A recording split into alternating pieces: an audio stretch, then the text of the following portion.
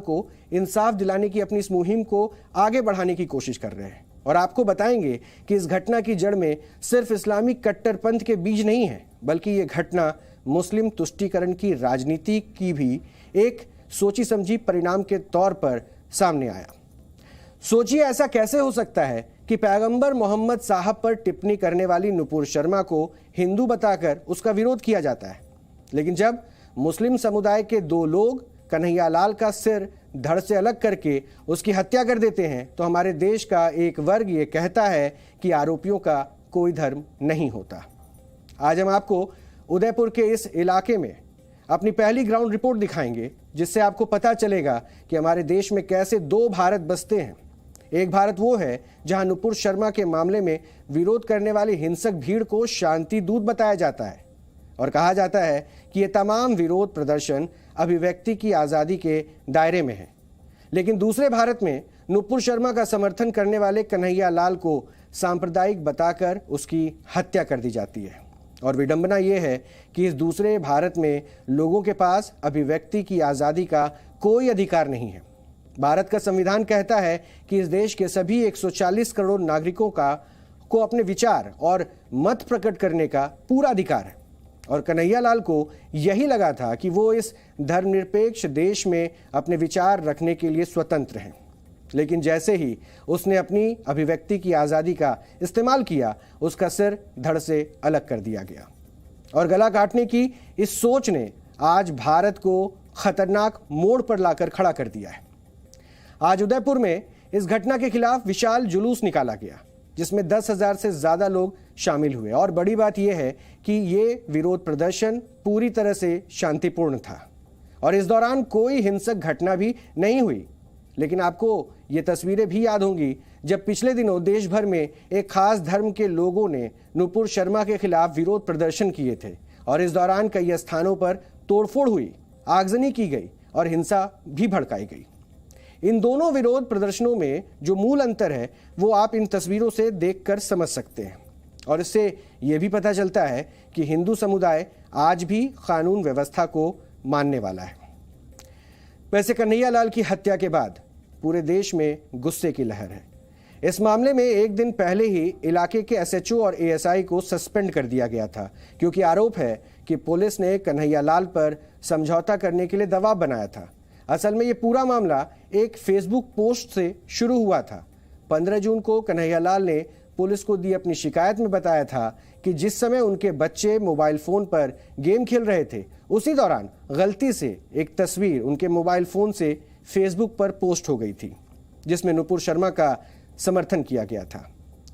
इस घटना के बाद उनके पड़ोस में रहने वाले मुस्लिम समुदाय के लोगों ने इस पर आपत्ति जताई और उनसे माफी मांगने को भी कहा।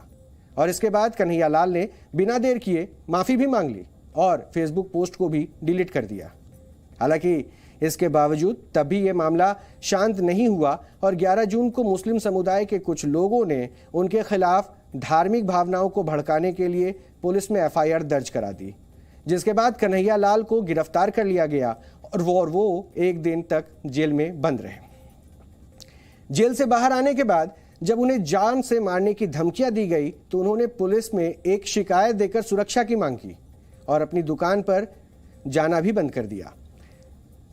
इस दौरान लगभग एक हफ्ते तक कन्हैया लाल की दुकान बंद रही और हमें पता चला है कि पुलिस ने उनकी दुकान और घर के बाहर 2 पुलिस कांस्टेबल भी तैनात किए थे। लेकिन घटना से एक दिन पहले इन पुलिसकर्मियों को वापस बुला लिया गया, जिसके बाद मोहम्मद रियाज अत्तारी और गौस मोहम्मद नाम के 2 लोगों ने सुनियोजित तरीके से उसकी हत्या कर दी। और हत्या भी ऐसे की गई जैसे तालिबान के आतंकवादियों द्वारा लोगों को जिहाद के लिए मारा जाता है। कन्हैया लाल की जो पोस्टमार्टम रिपोर्ट आई है उसमें पता चला है कि आरोपियों ने उसके गले पर 7 से 8 बार वार किए और इसके अलावा कन्हैया लाल के शरीर पर भी कई तरह के चोट के निशान हैं और उनका हाथ भी हमले के दौरान काट दिया गया। फिलहाल आपको इस मामले में यह भी जानकारी होगी कि इस मामले की पूरी जांच एनआईए को सौंप दी गई है और एनआईए द्वारा इस केस में एफआईआर भी दर्ज कर ली गई है। इसके अलावा राजस्थान सरकार ने भी एनआईए को जांच में सहयोग करने की बात कही है और आरोपियों के खिलाफ यूएपीए की धाराओं में केस दर्ज कर दिया गया है। भारत के संविधान में देश के हर नागरिक की जान को समान महत्व दिया गया है। जब किसी नागरिक की हत्या होती है, चाहे वो किसी भी धर्म का हो या किसी भी जाति का हो, तब एक जैसी धाराएं लगती हैं और एक जैसी सजा दी जाती है। लेकिन कड़वा सच ये है कि हमारे देश में अब तक मौत को भी धर्म के आधार पर बांट दिया गया है। आज अगर किसी अल्पसंख्यक के खिलाफ कोई घटना होती है तो ये बड़ी हेडलाइन बन जाती है, लेकिन जब कन्हैया लाल जैसे किसी व्यक्ति को मारा जाता है तो इस पर सन्नाटा छा जाता है। और इसे आप कुछ उदाहरणों से भी समझ सकते हैं। पिछले दिनों कर्नाटक में हर्षा नाम के एक 23 साल के लड़के की इसलिए हत्या कर दी गई थी क्योंकि वो हिंदू था और उसने स्कूलों में हिजाब पहनने की मांग के खिलाफ विरोध प्रदर्शन में हिस्सा लिया था। तब भी इस घटना पर हमारे देश का एक खास वर्ग चुप रहा। इसी साल 25 जनवरी को गुजरात में किशन भाड़वाड़ नाम के एक युवक की 2 लोगों ने गोली मारकर हत्या कर दी। किशन भाड़वाड़ की गलती भी यही थी कि वो हिंदू थे और उन्होंने मोहम्मद पैगंबर साहब को लेकर फेसबुक पर एक पोस्ट शेयर की थी और कन्हैया लाल की तरह किशन भाड़वाड़ ने भी अपनी इस पोस्ट के खिलाफ माफ़ी भी मांग ली थी, लेकिन इसके बावजूद उन्हें भी मार दिया गया। और इसी तरह 18 अक्टूबर 2019 को कुछ लोगों ने हिंदू महासभा के नेता कमलेश तिवारी की लखनऊ में बेरहमी से हत्या कर दी थी।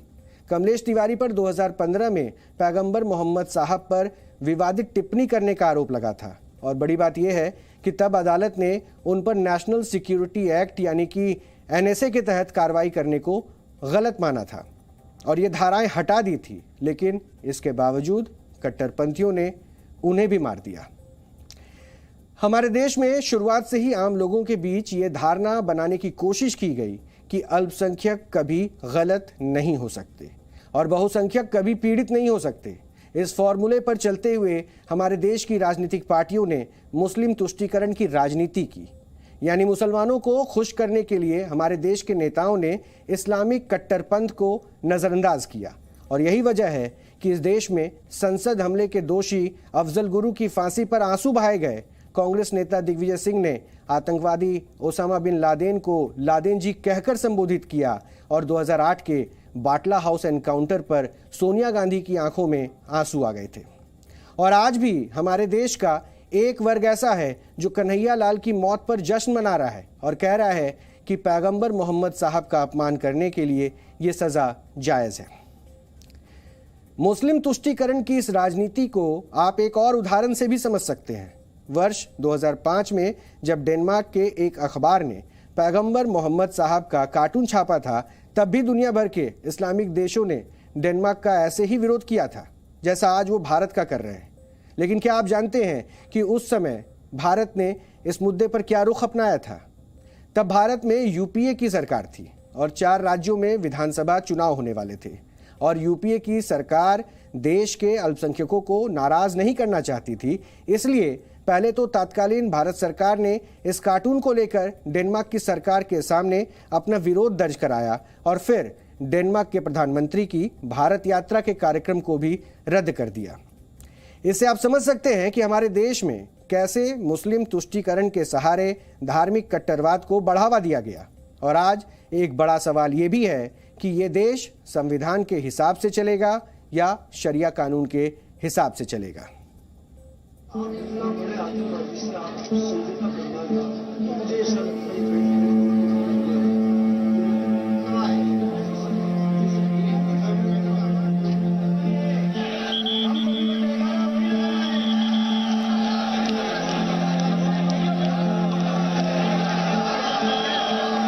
उनको फांसी की सज़ा दिलाने का आश्वासन तो दिया ही गया है सर, और वो हमको चाहिए कि फांसी की सज़ा तो उन लोगों को होनी ही चाहिए।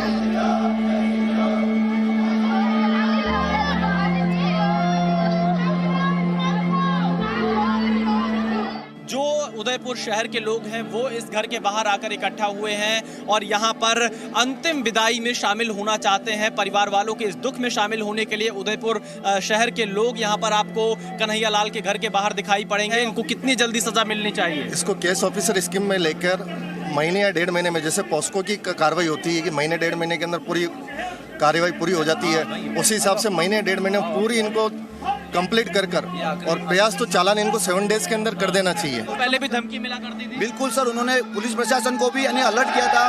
उसके बाद 10 दिन तक उनकी दुकान बंद थी और 10 दिन बाद उन्होंने जब दुकान खोली, दुकान खोलते उनका मर्डर हो गया। घर पे लगातार रेकी हो रही थी और रोज धमकियां मिल रही थी, अगर शॉप खोलोगे तो मर्डर हो जाएगा। और जैसी शॉप मंगलवार के दिन खुलती है और यह हत्या को अंजाम दे दिया जाता है। देखिए यहाँ पर इनका ये कहना, लगातार धमकियां मिल रही थी और 8 साल के बच्चे से गलती से पोस्ट हो गई थी और उस गलती की सजा क्या कन्हैया लाल को मिलनी चाहिए थी, ये कितना उचित है। और पुलिस प्रशासन के ऊपर लगातार यहाँ के लोग आरोप लगा रहे हैं कि कोई भी अच्छे से इस केस को हैंडल नहीं किया। लगातार यहाँ नारेबाजी हो रही है, कन्हैया लाल नारेबाजी भी यहाँ पर सुन सकते हैं।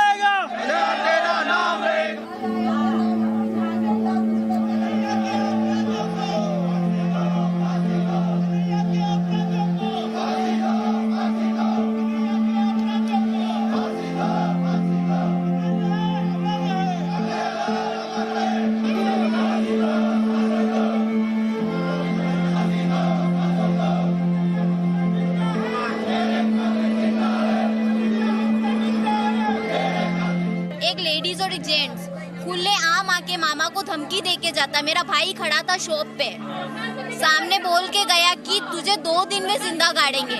इसकी कंप्लेंट पुलिस को की थी कि मुझे इस तरह की धमकी आई है। हत्यारे को फांसी दो, पुलिस ने एक ही मांग है, क्यों एक्शन नहीं लिया? क्यों पुलिस ने इस चीज को लाइट नहीं लिया? पुलिस ने कोई मदद नहीं की, कोई मदद नहीं की। इतना जस्टिस मांगा, सिर्फ उन्होंने एक चीज बोली कि समझौता कर लो, समझौता कर लो। लापरवाही नहीं होती तो अब इनके कौन है? इनके कौन है? उनकी माँ का बेटा चला गया, मेरा पति चला गया, मेरे बच्चों का बाप चला गया। कौन है हमारे लिए? कौन है? अकेले सिर्फ कन्हैया लाली का मान। हाँ, भाई छोटा है, भाई क्या करे? उनका भाई भी छोटा है, वो थोड़ा बहुत करता है यूँ तो। बच्चे तो 18 साल के हैं, 17। क्या अब आप लोग इंसाफ की किस तरीके की मांग कर रहे हैं? क्या बोलो, अब क्या बताऊँ, मेरे को तो कुछ समझ में ही नहीं आ रहा। तो वही समझ में नहीं आ रहा। आज उनकी हुई है तो कल दूसरों की भी होगी। आज हमारे कल आपकी भी होगा, तो क्या करोगे? ऐसे छोड़ दोगे?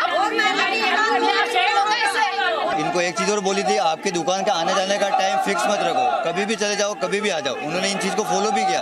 इनके वजह से दुकान का टाइम 9 बजे का था, ये कभी 11 बजे जाते थे, कभी 3 बजे आ जाते थे। इन्होंने अपना टाइम का शेड्यूल भी बिगाड़ दिया था उस चक्कर में, ताकि कभी भी हमला हो सकता था। एक बार आए थे, दुकान पे चक्कर काटते थे, मुआवजा लेते ना अपन कि हाँ भाई ये बंदा है, ये बंदा है। एक बंदा नहीं आता था, 2 बंदा नहीं आता, 10-15 बंदे आते थे। तो उनसे और डर हो गया उनका, 2 दिन तक दुकान भी नहीं खोली। उस बच्चे को थाने में बुलाया भी सही, थानेदार ने बात भी की थी, आपस में बैठ कर फैसला भी हो गया था, समझौता भी हो गया, कंप्रोमाइज़ भी हो गया था। और उसके बाद कोई लेना नहीं। फिर भी उस बच्चे ने थाने में एक रिपोर्ट दे दी थी कि मेरी आत्मा शरीर को हानि होने की संभावना है, मेरी रक्षा की जाए। लेकिन लापरवाही के कारण। तो क्या पुलिस ने लापरवाही की आप लोगों के मुताबिक? अब मैं कैसे कर सकता हूँ?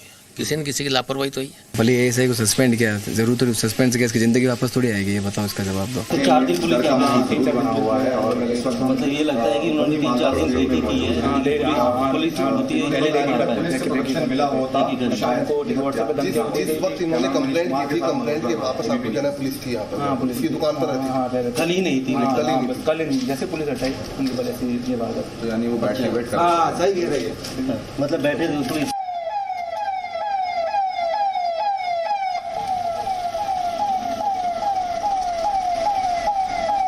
आप ये कह सकते हैं ISIS स्टाइल में कहीं ना कहीं इस घटना को अंजाम दिया है। क्या आपको लगता है इसके पीछे कुछ आतंकी संगठन भी हो सकते हैं? देखिए, निसंदेह ही बहुत ही गंभीर घटना है और घटना की गंभीरता को देखते हुए ही राज्य सरकार और महानिदेशक महोदय ने SIT का गठन किया है। ATS के जिम्मे इन्वेस्टिगेशन दिया गया ताकि सारे पहलुओं पे इसकी जांच हो सके, और भी कोई लिंकेजेस अगर कोई आते हैं तो वो सारे भी हम अपने जांच के दायरे में रखेंगे और कोशिश यही रहेगी कि इसके तह तक ATS पहुँचे।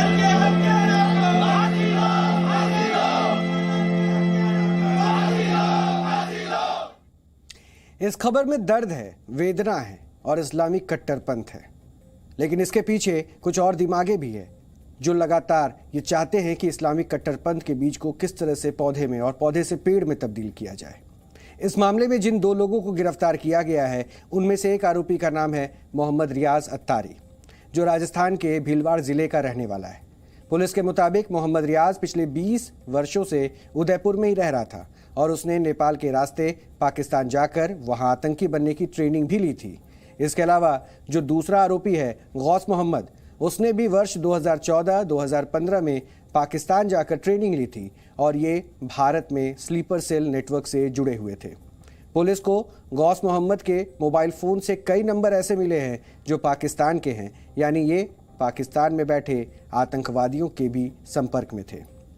इसके अलावा ये दोनों ही आरोपी पाकिस्तान के एक इस्लामिक संगठन दावते इस्लामी से जुड़े हुए थे, जो 100 से ज़्यादा देशों में सक्रिय हैं और इस संगठन के द्वारा इस्लाम के प्रचार प्रसार के लिए कई तरह के ऑनलाइन कोर्स भी कराए जाते हैं। इसकी स्थापना मौलाना इलियास कादरी उर्फ अत्तार ने वर्ष 1981 में पाकिस्तान के कराची में की थी। पूरी दुनिया में जितने भी लोग दावते इस्लामी को फॉलो करते हैं और इस इलियास कादरी उर्फ अत्तार को अपना धर्मगुरु बताते हैं, वो मानते हैं, वो अपने नाम के पीछे अत्तारी लिखते हैं। जैसे उदयपुर के इस मामले में गिरफ्तार हुए आरोपी का नाम मोहम्मद रियाज अत्तारी है। और इसी तरह वर्ष 2015 में जब फ्रांस की एक मैगजीन शार्ली हेब्दो में घुसकर आतंकवादियों ने 12 पत्रकारों की हत्या कर दी थी, तब भी उनमें से एक आतंकवादी इलियास कादरी उर्फ अत्तार को अपना धर्मगुरु मानता था। इसी तरह वर्ष 2011 में पाकिस्तान के पंजाब प्रांत के गवर्नर की भी आतंकवादी हमले में हत्या कर दी गई थी और हत्या करने वाला आतंकवादी मुमताज़ कादरी भी दावते इस्लामी नाम के इस संगठन से जुड़ा हुआ था और इलियास कादरी को अपना धर्मगुरु मानता था। यानी आप देखेंगे तो इस्लामिक कट्टरपंथ की ये जड़ें एक ही जगह जाकर मिलती है और वो जगह है पाकिस्तान। और बड़ी बात यह है कि दावते इस्लामी नाम का ये संगठन भारत में भी काम करता है। अभी दिल्ली और मुंबई में इसका मुख्यालय है और इस संगठन पर भारत में धर्म परिवर्तन कराने के भी आरोप लग चुके हैं। और ये बात जानकर आप हैरान रह जाएंगे कि इसी साल छत्तीसगढ़ की कांग्रेस सरकार ने इस संगठन को रायपुर में 25 एकड़ ज़मीन देने का फैसला किया था, जिसके बाद छत्तीसगढ़ सरकार की काफ़ी आलोचना भी हुई थी और उस समय विवाद बढ़ने के बाद सरकार ने अपने इस फैसले को वापस ले लिया था। लेकिन इससे ये पता चलता है कि जिस संगठन पर भारत में जिहाद और धार्मिक कट्टरता को बढ़ावा देने के आरोप है, उस पर छत्तीसगढ़ की कांग्रेस सरकार इतनी मेहरबान हो गई कि उसने उसे 25 एकड़ ज़मीन देने का ऐलान कर दिया। और मुस्लिम तुष्टीकरण की राजनीति का इससे बड़ा और कोई उदाहरण नहीं हो सकता। आज भारत चाहे तो फ्रांस से काफ़ी कुछ सीख सकता है। भारत की तरह फ्रांस भी एक लोकतांत्रिक और धर्मनिरपेक्ष देश है और जिस तरह उदयपुर में पैगंबर मोहम्मद साहब के अपमान पर कन्हैया लाल की हत्या हुई है, ठीक उसी तरह वर्ष 2020 में फ्रांस के एक स्कूल में सैमुअल पैटी नाम के एक टीचर की गला काटकर हत्या कर दी गई थी। सैमुअल पैटी की गलती सिर्फ इतनी थी कि उन्होंने अपनी क्लास में पैगंबर मोहम्मद साहब के कुछ कार्टून दिखा दिए थे। लेकिन इसके बाद फ्रांस की सरकार ने इस्लामिक कट्टरपंथ को रोकने के लिए कड़े कानून बनाए और अब फ्रांस की एक अदालत ने आतंकवादी हमलों से जुड़े एक मामले में ऐतिहासिक फैसला भी सुनाया है। वर्ष 2015 में पेरिस में सीरियल बॉम्ब ब्लास्ट और सुसाइड अटैक हुए, जिसमें 130 लोगों की जानें चली गई और इस मामले में फ्रांस की अदालत ने आतंकवादी सालेह अब्दे सलाम को उम्र कैद की सज़ा सुनाई है और अपने फैसले में ये भी कहा है कि ये आतंकवादी 30 साल की सज़ा काटने के बाद ही पेरोल के लिए आवेदन कर सकता है, यानी 30 साल तक ये जेल से बाहर नहीं आएगा। हमला करने वाले आतंकवादियों में सलाह अब्दे सलाम ही जीवित बचा है और इस मामले में लगभग 6 वर्षों तक गहन जांच की गई और 9 महीने तक अदालत में सुनवाई भी चली। यानी ये आधुनिक फ्रांस में सबसे लंबे समय तक चला कोई कानूनी मामला है। नटशेल में कहें तो फ्रांस की न्यायपालिका ने बताया कि ये इस्लामिक कट्टरपंथ से कैसे लड़ा जा सकता है। लेकिन हमारे देश में ऐसा करना बहुत मुश्किल काम है। हमारे देश में आतंकवादियों के प्रति हमदर्दी जताई जाती है और जब उन्हें सज़ा दी जाती है तो सरकारों से लेकर मानव अधिकारों से जुड़ी संस्थाएं और बुद्धिजीवी सवाल उठाने लगते हैं। आपको याद होगा वर्ष 2006 में वाराणसी के संकट मोचन मंदिर में बम धमाके हुए थे और इन धमाकों में 14 पुजारियों समेत 28 लोगों की मौत हो गई थी। इस हमले के 7 वर्षों बाद 5 मार्च 2013 को उत्तर प्रदेश के तत्कालीन मुख्यमंत्री अखिलेश यादव ने वलीउल्लाह नाम के एक दोषी पर दर्ज सभी मुकदमे वापस ले लिए थे और ये कहा था कि वलीउल्लाह को इन हमलों में उसके धर्म की वजह से जानबूझकर फंसाया गया है, जबकि अदालत ने तब सरकार के इस फैसले को पूरी तरह से गलत माना था और इस पर रोक भी लगा दी थी। और कुछ दिन पहले ही उत्तर प्रदेश की एक अदालत ने वलीउल्लाह को फांसी की सजा सुनाई है। सोचिए, एक तरफ फ्रांस है जहां पेरिस हमलों के दोषी को कठोर सजा दी गई और दूसरी तरफ उत्तर प्रदेश का ये मामला है जिसमें तत्कालीन अखिलेश यादव सरकार ने आतंकवादी को